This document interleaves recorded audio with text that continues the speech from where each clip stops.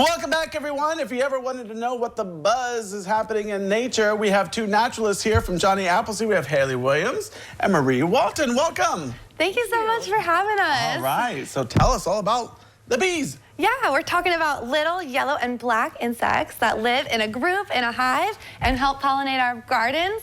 It's bees. But actually, that description only describes one bee that we have here in Ohio, the European honeybee. And as the name suggests, they're not from Ohio, they're from Europe. Humans have been farming bees for a long time for their honey. I love honey. I don't know about you. Who doesn't? But they're actually the only pollinator that humans farm. But most bees here in Ohio live very different lives than the European honeybee. So this fact actually blew my mind, but the European honeybee is the only bee here in Ohio that lives in a group in a hive. So wasps live in hives, but most Ohio bees are gonna be ground nesting bees, so they're gonna live alone in a hole underground, or they're cavity nesting bees, so they're gonna live in little pre-made holes in trees and rocks, and sometimes snail shells or fence posts even. So they live really different lives, and they also look really different. So a lot of times our Ohio bees are shiny and green and black and small, so not the iconic yellow and black. Or on the flip side, they can be really like robust, fluffy, bumblebee bee type of bees. And actually bumblebees are a native bee. So they are very different than the bee that comes to mind when we're thinking of saving the bees. But although all bees are really different from each other, they all have some things in common. And Haley is gonna go through the common features of bees. All right, Haley. All right, so we brought some props today to kind of show what we're talking about here. Okay. So first we have some antenna for Chris. Oh, yeah, yep. I definitely... So the antenna on the bee help them hear, smell, taste, feel. So it's really a big sensory organ for them to get around.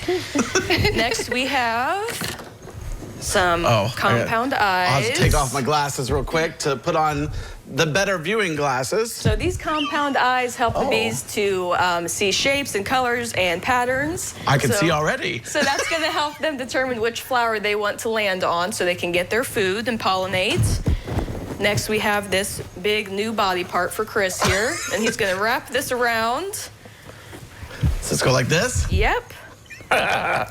So just like humans, bees have their head, and then they have an abdomen. But in between, they actually have something called a thorax, and that is where the legs and the wings are attached to. So next we have some wings for Chris to put on. The best part. Because I need to be able to fly. Obviously, we have to fly. Yeah. We're bees. What's this, slide right? I'm gonna break your props. So now we have 6 legs. We'll say we have 6 legs here, all attached to the thorax. The other ones are small, so you can't see them.